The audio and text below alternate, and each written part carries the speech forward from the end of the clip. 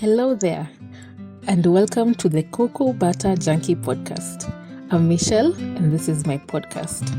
This is a podcast on the everyday reflections and experiences of a Kenyan woman. It is my examination of life living through mental health issues, grief, growing up, aka kicking and screaming into adulthood, the experiences of being a woman in Kenya, making friends as an adult, struggles with faith, and a bunch of other topics. Thank you for listening.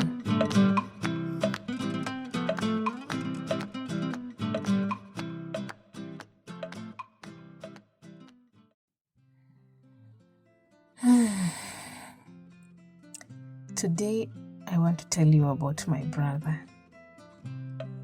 The day that this episode goes live was supposed to be my brother's birthday, June 28th.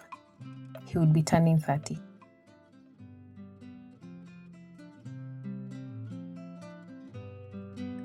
I remember I was just about to leave the house to go meet a friend when I either called my mom or she called me, I don't quite remember, to ask where she'd reached, and she told me she was not coming to visit.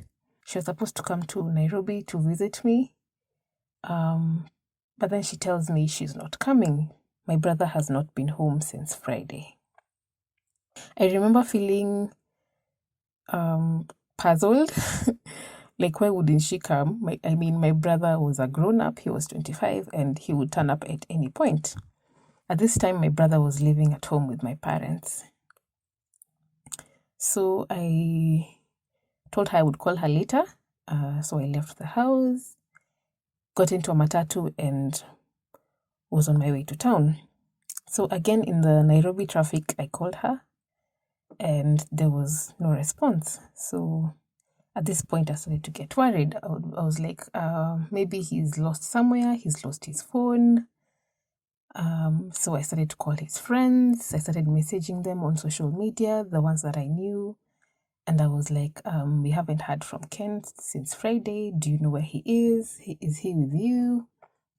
When was the last time you saw him? At this point, I was just thinking probably he's lost his phone. And that's how you can get in contact with him. But I didn't think any more than that. So I don't quite remember at what point I called my sister, but I remember her telling me that she had called Safaricom. She had a friend at Safaricom, and she just had to get my brother's phone records. And when the friend got back in contact with her, she tells us that the last time the phone was used was Friday. And this was Tuesday, so it still didn't register. So I just asked my sister to keep calling friends. I think at this point, both of us thought that we would find him and he would be okay. I mean, he was either out of town with friends and he'd switched off his phone or lost it, or, I mean, he was a 25-year-old. So I kept calling his friends and none of them was getting back to me. When I got to town to meet my friend, she was late, so I got into a restaurant to wait for her.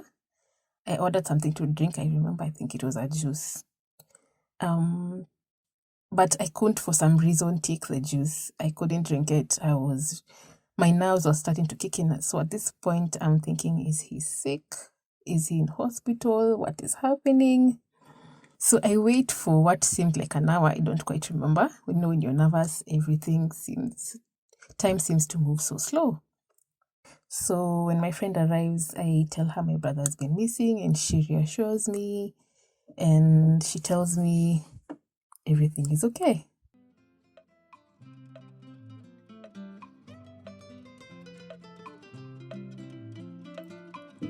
So I was supposed to give her something. I gave her, and then we went our separate ways.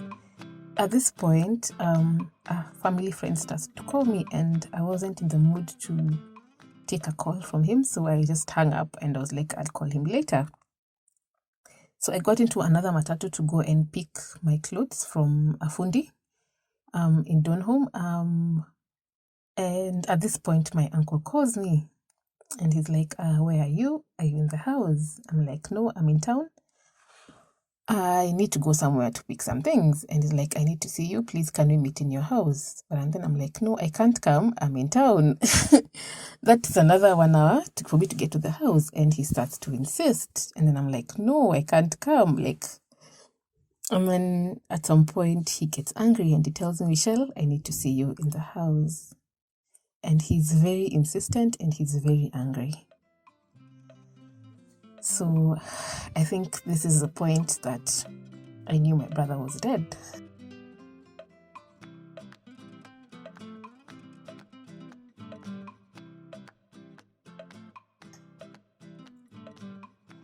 So I just remember being in shock. I don't think I quite registered it, but looking back, this is the moment that I knew he was dead. So I had to change my plans. I remember sitting down at some point. I don't quite remember at the Matatu stage. So I just sat down, and then I think after a while I stood up and got into a Matatu to go back to my house. And I was still carrying the juice from the restaurant. It was in a to-go cup. So I was still carrying the juice. I remember putting it on the Matatu floor where I was seated. And then, went home. I remember it was the longest ride of my life because I was thinking, no, what was he going to tell me? I hope he's just going to tell me that he's sick and he's in hospital, or maybe he was attacked. But then I knew. I think this was my bargaining stage. If you know the stages of grief, if I think about it, this was my bargaining stage because my brain could just not process that he was dead. So this was the longest ride to my house.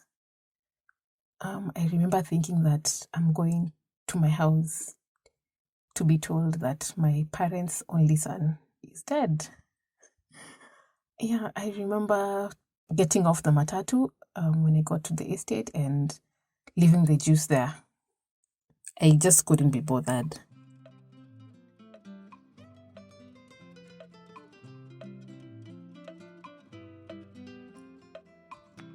So I get into my house and I'm supposed to wait for my uncle to arrive. At some point, my cousin calls me and asks me where I am. So I tell her I'm in the house, and she tells me just stay there. I'm on my way coming. So I get to my house and I can't sit still. I am so anxious. So I start cleaning. I clean, and then after I'm done, I remember washing the utensils and cleaning the sitting room and taking out the trash and then coming back and just sitting. But I couldn't sit still, so I remember moving around in the house, trying to just put things in order. At some point, my cousin arrives with another cousin of mine who's her brother, and she wants to start with small talk, and I'm not up for it. So I'm like, just tell me. So she's quiet and she's not talking, and she just looks at me and starts to shake her head. And I don't know what happened to my legs. They just went out from under me, and I just found myself sitting on the sitting room floor. I started to scream, and suddenly my cousin was beside me, and at some point I pushed her away and went to my bedroom, locked the door, and went in. And I remember screaming really loudly and at the same time thinking about my neighbors. What would they think was happening in my house? I used to live in an apartment block, so I'm sure my neighbors heard me. So I just remember screaming, and my cousin was saying something outside my door. I didn't quite get it, and I didn't really care. And yeah, so I was just in a state of shock. And I remember thinking, now I'm like everybody else. I don't know why that thought crossed my mind, but for some reason, that is what I was thinking. And then out of nowhere, I just stopped crying and went numb. I went quiet for a while, and then I went open my door and went out of my bedroom to meet my cousin. So I went out and asked her what happened.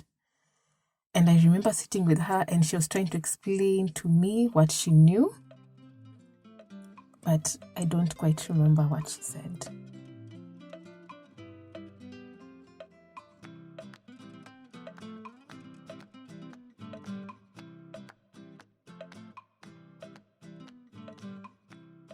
At some point, people started arriving in my house. I remember some family friends. My cousin's friend came. At some point, my uncle who'd called me when I was in town also arrived. My sister came and she hugged me and she asked me if I was okay, and she was crying, but I was numb. And I just told her, yeah, I'm fine. Yeah, so we immediately arranged to travel. So we left in my uncle's car. We went to his house. He picked some clothes, and we picked an aunt of mine, and we left and we traveled for home.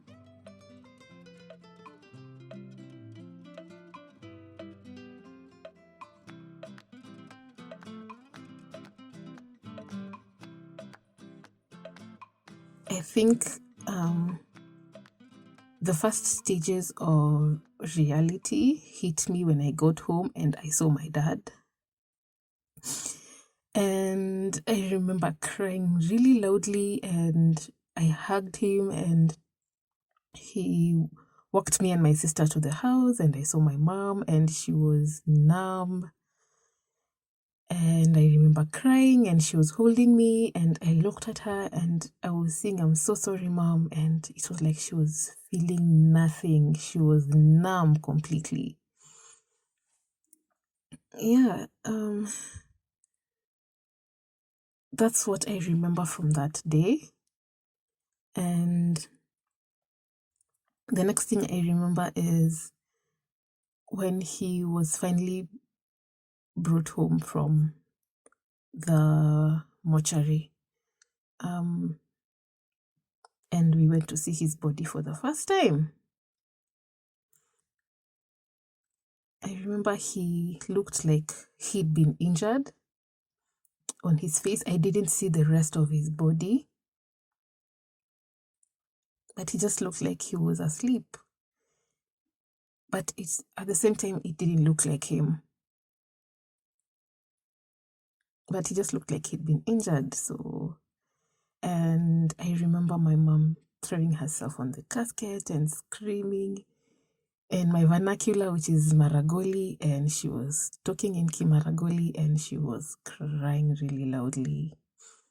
And I was there with my sisters, and we were just quiet. And I remember asking myself, why are you not crying? It was like I was beside myself, like I was outside my body watching myself. And I was like, why are you not crying? Why are you not screaming? Why are you not devastated? But the only thing I could feel was numbness. And looking at my brother, he just looked like he was asleep. But my mom was screaming and she was wailing and lamenting. And it's like one of the most traumatic experiences of my life, seeing my mom like that. The next time I saw him before, it was just before he was buried. And it was just his face. We never got to see the rest of his body. Because he apparently, what I was told was that he was really injured badly. He had been mutilated. And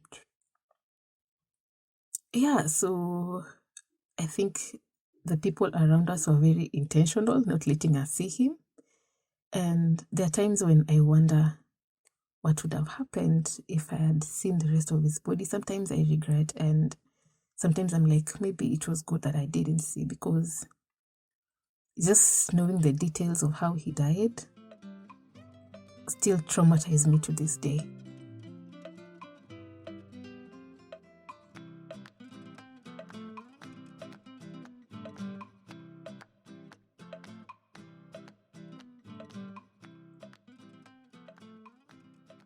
The reason I'm talking about this now is because I think of this downtime that COVID-19 has given us, and I find myself thinking more about him than I have in the last 4+ years that he's been gone.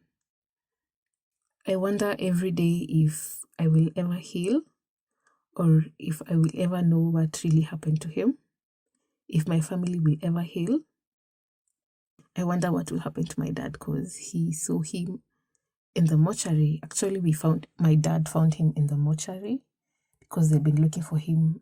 They looked everywhere, and the only place that was remaining was a mortuary. So my dad went, and if you know how Kenyan mortuaries are, yeah, he found him in the mortuary, and he'd been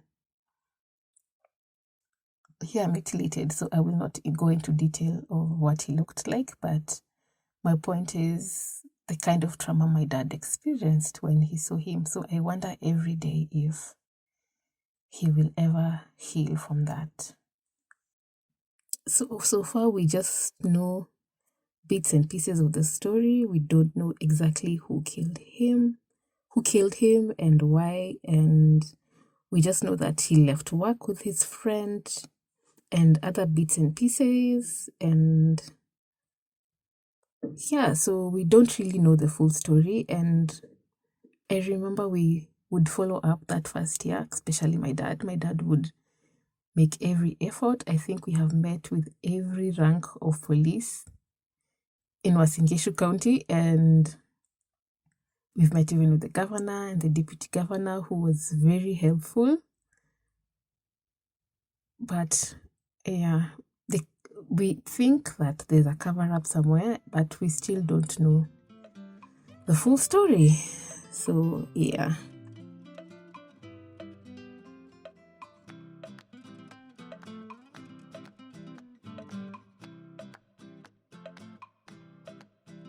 I remember those first few months I would write just to cope. And there's something I wrote, I will link in the show notes. If you want to, you can go and check it out. And then at some point, I just couldn't write anymore. I lost interest in writing and many things after that. Actually, if you've listened to episode 2 about my mental health, this is one of those events that forced me to go and see a psychiatrist. Because losing interest in things that you love to do could be a sign of depression. Yeah, so I think when my brother died was the first time that I really felt and understood the meaning of the word trauma. I always knew the dictionary meaning, but this was the first time that I really felt it. And have you ever felt like something was just too real? This is what I felt. I felt like the earth was speeding too fast, and I just needed to get off and get into an alternate reality where things weren't too real. So now I'm finding myself reliving the days we found out he had died and the day we buried him. We found him on a Tuesday, as I said before, and by Saturday we had buried him.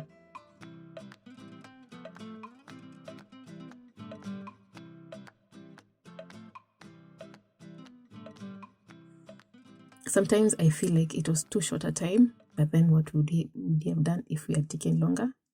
And then other times I feel like it was the 3 days leading to his burial was so long. Yeah, sometimes it feels too long and too short at the same time.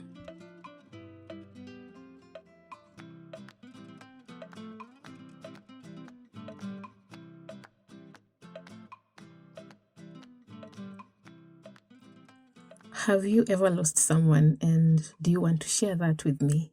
If you would like to, please send me a message on anchor.fm/cocobutterjunkie, and I will share your story in the podcast. You can also DM me on @thiskenyanwoman on Twitter or Instagram.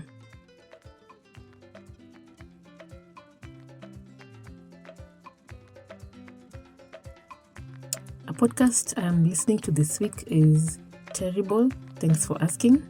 It's a podcast on grief. You can find that on Apple Podcasts.